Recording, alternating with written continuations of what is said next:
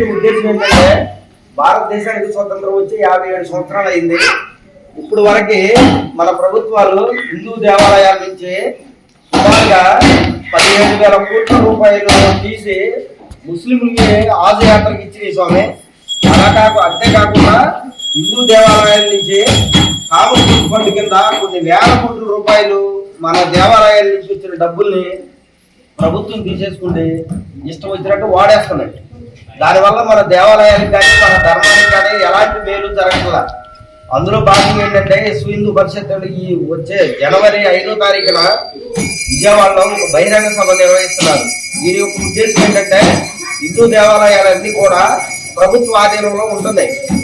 ఒక మసీదులు కానీ చర్చిలు కానీ వాళ్ళు స్వతంత్రంగా చేసుకుంటారు.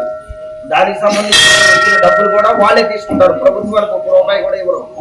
కానీ హిందూ దేవాలయాల నుంచి వచ్చిన డబ్బులు మాత్రం ప్రభుత్వ ఆధీనంలో పెట్టుకుని వాళ్ళు ఇష్టానుసారం ఖర్చు పెడుతున్నారు. ఇది చాలా తప్పు.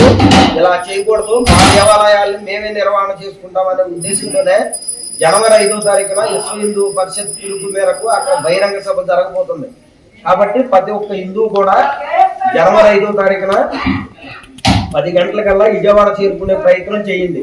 దీనివల్ల వచ్చే ఉపయోగాలు ఏంటంటే ప్రతి గ్రామంలో 3 నుంచి 7 దేవాలయాలు ఉంటున్నాయి. మేము ఆల్రెడీ సర్వే చేసాం. ఆంధ్రప్రదేశ్ రాష్ట్రం మొత్తం 3 నుంచి 7 దేవాలయాలు ఉంటున్నాయి. ఈ ప్రశ్నగానే ఏర్పాటు చేసి హిందూ దేవాలయాలు కానీ మన ఆధీనంలోకి వస్తే వాటికి సంబంధించిన పూజా విధానాలకు కానీ ఉత్సవాలు చేయడానికి కానీ ఈ దేవాలయాల నుంచే డబ్బులు వస్తాయి. అంటే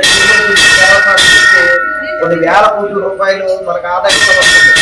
కాబట్టి ఈ డబ్బులు మొత్తం హిందూ దేవాలయాలకే వాడబడితే హిందూకి సంబంధించిన ధర్మం విరసిల్లాలంటే ఖచ్చితంగా ఈ యొక్క విషయంలో మనం కూడా పాల్గొని ఈ కార్యక్రమాన్ని జయప్రదం చేయాలని మిమ్మల్ని అందరినీ కోరుకుంటున్నాను. ఇంకోటి ఏంటంటే మహిళలు ఎక్కువ మీ పిల్లల పురోళ్ళకి చెప్పండి, మీ పిల్లలకి చెప్పండి.